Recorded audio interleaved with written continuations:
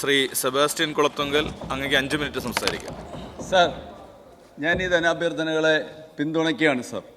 ഇന്നിവിടെ വളരെ പ്രാധാന്യമുള്ള 9 വകുപ്പുകളുടെ ധനാഭ്യർത്ഥനയാണ് ചർച്ചയ്ക്ക് വിഷയീഭവിക്കുന്നത്. എല്ലാത്തിനെക്കുറിച്ചും പറയണമെന്ന് ആഗ്രഹിക്കുന്നുവെങ്കിലും സമയപരിമിതി മൂലം അതിന് മുതിരുന്നില്ല. എനിക്ക് തൊട്ടു മുമ്പ് സംസാരിച്ച ബഹുമാനപ്പെട്ട മങ്കട അംഗം ശ്രീ മഞ്ഞളാംകുഴി അലി ഇവിടെ സംസാരിച്ചപ്പോൾ ഖജനാവിൽ ആന പറ്റി കിടക്കാനുള്ള സൗകര്യമുണ്ടെന്ന നിലയിൽ അദ്ദേഹം സൂചിപ്പിക്കുകയുണ്ടായി. എനിക്ക് പറയാനുള്ളത്, കേന്ദ്ര ഗവൺമെൻറ്റും അവർ കേരളത്തെ സാമ്പത്തികമായി ഞെരുക്കാൻ നടത്തുന്ന ശ്രമങ്ങൾക്ക് പരോക്ഷ പിന്തുണ നൽകിക്കൊണ്ട് UDFും ചേർന്നുകൊണ്ട് ഖജനാവിൽ പൂച്ചയും ആനയും ഒക്കെ പെറ്റുകിടക്കാൻ സൗകര്യമൊരുക്കാൻ ശ്രമിക്കുന്നുണ്ടെങ്കിലും ഒരു ദിവസം പോലും ട്രഷറി പൂട്ടാതെ പ്രവർത്തിച്ച് മുന്നോട്ട് പോകുന്ന ഗവൺമെൻറ്റാണ് ഇവിടെയുള്ളതെന്ന് ചൂണ്ടിക്കാണിക്കാൻ ഞാൻ ആഗ്രഹിക്കുക. അതുപോലെ തന്നെ അവരുടെ കാലത്തായിരുന്നു ട്രഷറി പൂട്ടിയിട്ടുകൊണ്ട് പൂച്ചയ്ക്കും പുലിക്കുമൊക്കെ പെറ്റുകിടക്കാൻ ട്രഷറിയിൽ സൗകര്യം ഒരുക്കിയിരുന്നതെന്ന് മറന്നു പോകരുതെന്നും സൂചിപ്പിക്കാൻ ഞാൻ ആഗ്രഹിക്കുകയാണ് സാർ. തീർച്ചയായിട്ടും ഇവിടെ സംഭവിക്കുന്നത് എന്താണ്? നമുക്ക് തരാനുള്ള ധനവിഹിതം കേന്ദ്ര ഗവൺമെൻറ് അന്യായമായി നിഷേധിക്കുന്നു. ന്യായമായി ലഭിക്കേണ്ട വായ്പകൾ നൽകാതെ അതിന് തടസ്സം നിൽക്കുന്നു. അതിനുശേഷം ഇത് സംസ്ഥാന ഗവൺമെന്റ് കെടുകാര്യസ്ഥതയാണെന്ന് ബോധപൂർവം പ്രചരിപ്പിക്കുന്നു. ഈ വ്യാജ പ്രചാരമാണ് കേന്ദ്ര സർക്കാരും BJPയും UDFും എല്ലാം ചേർന്ന് ഇവിടെ നടത്തിക്കൊണ്ടിരിക്കുന്നത്. ഇത് കേരളത്തിലെ ജനങ്ങൾ മനസ്സിലാക്കുന്നുണ്ട് എന്ന് നിങ്ങൾ അറിയണമെന്നാണ് എനിക്ക് സൂചിപ്പിക്കാനുള്ളത്. ഒരു കാര്യം ബഹുമാനപ്പെട്ട ധനകാര്യ വകുപ്പ് മന്ത്രിയുടെ ശ്രദ്ധയിലേക്ക് എനിക്ക് പെടുത്താനുള്ള, ഗവൺമെന്റ് ശ്രദ്ധയിലേക്ക് പെടുത്താനുണ്ട് സാർ.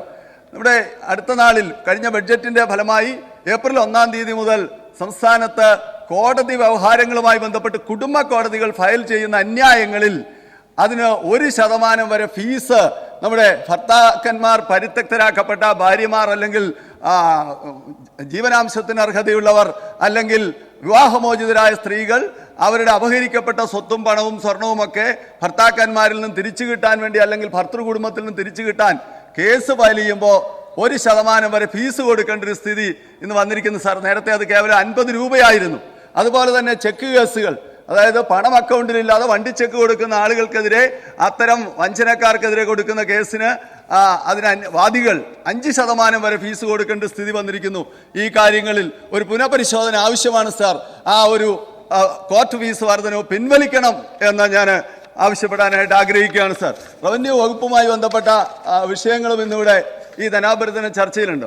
റവന്യൂ വകുപ്പ് മന്ത്രിയെയും വകുപ്പിനെയും ഞാൻ പ്രത്യേകമായി അഭിനന്ദിക്കുകയാണ് സാർ. ഒട്ടേറെ ശ്രദ്ധേയമായ കാര്യങ്ങൾ, പട്ടയ നടപടികളടക്കം, യുണീക്ക് തണ്ടപ്പേരടക്കം, ഡിജിറ്റൽ റീസർവേ അടക്കം, എൻ്റെ ഭൂമി പോർട്ടൽ അടക്കം എല്ലാം പറയാൻ സമയപരിമിതി മൂലം മുതിരുന്നില്ല. അങ്ങനെ ഒട്ടേറെ കാര്യങ്ങൾ, ശ്രദ്ധേയമായ കാര്യങ്ങൾ റവന്യൂ വകുപ്പ് ചെയ്യുന്നുണ്ട്, പ്രത്യേകം അഭിനന്ദിക്കുന്നു. എങ്കിലും ഒരു കാര്യം റവന്യൂ വകുപ്പ് മന്ത്രിയുടെ ശ്രദ്ധയിലേക്ക് കൊണ്ടുവരാൻ, ഗവൺമെന്റ് ശ്രദ്ധയിലേക്ക് കൊണ്ടുവരാൻ ആഗ്രഹിക്കുകയാണ് സാർ.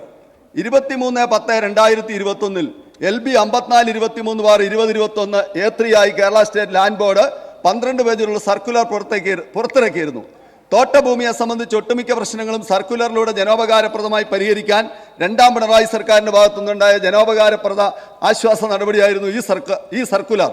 തോട്ടഭൂമി ഉൾപ്പെടെ കേരള ഭൂപരിഷ്കരണ നിയമത്തിൽ ഇളവ് അനുവദിച്ച ഭൂമി മറ്റാവശ്യങ്ങൾക്ക് ഉപയോഗിക്കുന്നതുമായി ബന്ധപ്പെട്ട് 23/10/2021 സംസ്ഥാന ലാൻഡ് ബോർഡ് ഇറക്കിയ സർക്കുലറിലെ പരാമർശം ദുർവ്യാഖ്യാനമാണെന്ന് വ്യക്തമാക്കി 11/6/24 റവന്യൂ പ്രിൻസിപ്പൽ സെക്രട്ടറി ഇറക്കിയ തിരുത്തൽ ഉത്തരവ് ഇന്ന് ലക്ഷക്കണക്കിന് ചെറുകിട നാമമാത്ര കർഷകരെ ദുരിതത്തിലാഴ്ത്തിയിരിക്കുകയാണ് സാർ.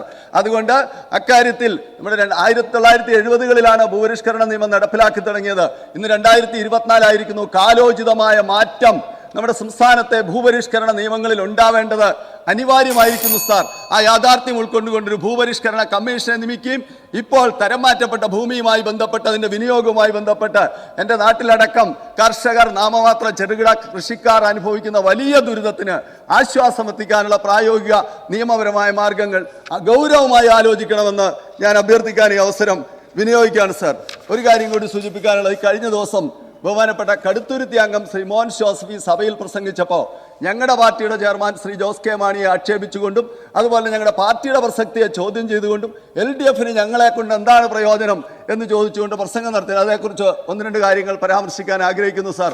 ഒന്ന്, കേരള കോൺഗ്രസ് LDFിൽ വന്നിട്ട് 3 തെരഞ്ഞെടുപ്പ് കഴിഞ്ഞു. ഒന്ന്, ആദ്യം ത്രിതല പഞ്ചായത്ത് തെരഞ്ഞെടുപ്പ്. കോട്ടയത്തെ റിസൾട്ടിന്റെ അടിസ്ഥാനത്തിൽ അദ്ദേഹം പറഞ്ഞുകൊണ്ട് കോട്ടയത്തെ കാര്യം തന്നെ പറയാം. ഇന്ന് കോട്ടയം ജില്ലാ പഞ്ചായത്ത് ഭരിക്കുന്നത് ആരാണ്? LDF. കോട്ടയത്ത് 10 ബ്ലോക്ക് പഞ്ചായത്തുണ്ട്. അതിൽ 11 ബ്ലോക്ക് പഞ്ചായത്തും ഭരിക്കുന്നത് LDF. കോട്ടയത്ത് 71 ഗ്രാമപഞ്ചായത്തുണ്ട്. അതിൽ 57 ഭരിക്കുന്നത് LDF. ആര് വന്നത് കൊണ്ടാണ് UDFന്റെ ഒരു കാലത്ത് നെടുങ്കോട്ടയായിരുന്ന കോട്ടയത്ത് മാറ്റം വന്നത് എന്ന് അദ്ദേഹം ചിന്തിക്കണമെന്നാണ്. ഒരു മിനിറ്റ് വിടണം സാർ. അതുപോലെ തന്നെ അത് കഴിഞ്ഞ് വന്ന അസംബ്ലി തെരഞ്ഞെടുപ്പ് ഏറ്റവും വലിയ ജനകീയ നേതാവായിരുന്ന UDFന്റെ ഉമ്മൻചാണ്ടി സാർ ജീവിച്ചിരുന്ന കാലത്ത് അദ്ദേഹം കൂടി മത്സരിച്ച കോട്ടയം ജില്ലയിൽ തിരുവഞ്ചൂരിന്റെയും അവകാശവാദം ഉന്നയിച്ച മോൻസിന്റെയും കോട്ടയം ജില്ലയിൽ ഭൂരിപക്ഷം MLA-മാർ ഇന്ന് ഞാനടക്കം LDF MLA-മാരാണ് സാർ. പിന്നെ ഏറ്റവും ഒടുവിൽ വന്നൊരു പാർലമെന്റ് തെരഞ്ഞെടുപ്പ് കേരളം ഒട്ടാകെ UDF തരംഗം ഉണ്ടായി. അതിന്റെ കാര്യകാരണങ്ങളൊക്കെ ഇവിടെ വല്ലാതെ വിശദീകരിച്ചാണ്, ഞാൻ അതിലേക്കൊന്നും പോകുന്നില്ല. പക്ഷേ ഒരു കാര്യം ഓർക്കണം, 18 സീറ്റുകളിൽ UDF ജയിക്കുമ്പോ 10 സീറ്റുകളിൽ അധികം അവർക്ക് 1 ലക്ഷത്തിന് മേലെ ഭൂരിപക്ഷം കിട്ടിയപ്പോൾ എല്ലാ കാലത്തും UDFന്റെ വലിയ കോട്ടയായിരുന്ന കോട്ടയത്തും ഞാനും ജയരാജ് സാറും പ്രമോദ് നാരായണനും അടക്കം ജയിച്ചിരിക്കുന്ന പത്തനംതിട്ടയിലുമൊക്കെ 1 ലക്ഷം പോലും ഭൂരിപക്ഷം തേക്കാൻ UDFന് കഴിഞ്ഞില്ല എങ്കിൽ അത് കേരള കോൺഗ്രസിന്റെ രാഷ്ട്രീയ പ്രസക്തിയുടെ പ്രതിഫലനമാണ് എന്ന് സൂചിപ്പിക്കാൻ ഞാൻ ആഗ്രഹിക്കുകയാണ് സാർ. അതുപോലെ തന്നെ കടുത്തുരുത്തിയിലെ ത്രിതല പഞ്ചായത്ത് സീറ്റ് ഒന്ന് നോക്കാം. 2 ചിഹ്നത്തിൽ 62 പേർ. കോട്ടയം ജില്ലയിൽ ആകെ 208. ജോസഫ് ഗ്രൂപ്പിന് എത്രയാണെന്ന് അറിയാമോ? 40-ൽ താഴെ. കടുത്തുരുത്തി മണ്ഡലത്തിൽ കേവലം 13. നിലനിൽപ്പിന് വേണ്ടി PC തോമസിന്റെ പാർട്ടി പോയി ലയിക്കേണ്ട ഗതികേടുണ്ടായ കഴിഞ്ഞ 3 തെരഞ്ഞെടുപ്പിൽ 3 ചിഹ്നത്തിലാണ് മത്സരിച്ചത്. അങ്ങനെ സ്വന്തമായ ഒരു ചിഹ്നം പോലും ഇല്ലാത്ത പാർട്ടിയാ ഞങ്ങളെ വെല്ലുവിളിക്കാൻ വരുന്ന ഒറ്റ കാര്യം, മച്ചിന്മേലിരിക്കുന്ന പല്ലിക്കൊരു തോന്നലുണ്ട്, മച്ച് മുഴുവൻ താങ്ങി നിർത്തിയിരിക്കുന്നത് ഞാനാണെന്ന്. ആ പല്ലിയുടെ മാനസികാവസ്ഥയാണ് ഒരു തെരഞ്ഞെടുപ്പ് ജയത്തിലൂടെ ജോസഫ് ഗ്രൂപ്പിന് ഉണ്ടായിരിക്കുന്നതെന്നാണ് മോൻ ജോസഫിന്റെ അവകാശവാദത്തിലൂടെ വെളിവാകുന്നത് മാത്രം സൂചിപ്പിച്ചുകൊണ്ട് ഈ ധനാഭ്യർത്ഥനകളെ ഒരിക്കൽ കൂടി പിന്താങ്ങിക്കൊണ്ട് ഞാൻ എന്റെ പ്രസംഗം ഉപസംഹരിക്കുന്നു.